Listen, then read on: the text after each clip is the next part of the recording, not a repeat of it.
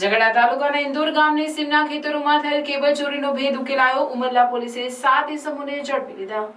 ભરૂચ જિલ્લાના ઝઘડા તાલુકાના ઉમરલા પોલીસ સ્ટેશન વિસ્તારની સીમના ખેતરોમાં બોરવેલમાંથી રાત્રિના સમયે કેબલ ચોરી કરતી ટોળકીનો ઉમરલા પોલીસે પર્દાફાશ કર્યો છે।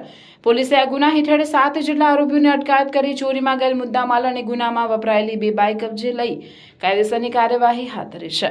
ઉચ્ચ અધિકારીઓની સૂચના અને માર્ગદર્શન હેઠળ Umrala police inspector RC Vasava તથા તેમની ટીમ પોલીસ મથક વિસ્તારમાં મિલકત સંબંધી પણ શોધાયેલા ગુનાઓ શોધવા કાર્યરત હતા। તે દરમિયાન પોલીસને ચોક્કસ બાતમી મળી હતી કે ઇન્દોર ગામની સીમમાં આવેલ ખેતરોના બોરવેલના કેબલની ચોરી બામલ્લા ગામે રહેતા કૌશિકભાઈ નરેશભાઈ વસાવા તથા સંદીપભાઈ મેલસંગભાઈ વસાવાએ કરી છે। આ બાતમીના આધારે પોલીસે બામલ્લા ગામે દરોડો પાડી બંનેની સઘન પૂછપરછ કરતા તેમણે પોતાના અન્ય 5 સાગરીતો સાથે મળી રાત્રિના સમયે ચોરી કરી હોવાની કબૂલાત કરી હતી।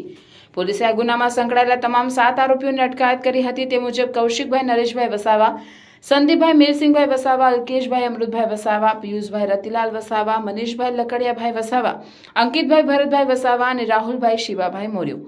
પોલીસને તપાસ દરમિયાન જાણવા મળ્યું હતું કે આ ટોળકી રાત્રિના સમયે મોટરસાયકલ પર સવાર થઈ અલગ અલગ વિસ્તારના ખેતરોમાં જતી હતી। ત્યાં બોરવેલ માટેના કેબલ કાપીને ચોરી કરી ખેતરોમાં સંતાડી રાખતા હતા અને ત્યારબાદ તેનું વેચાણ કરતા હતા।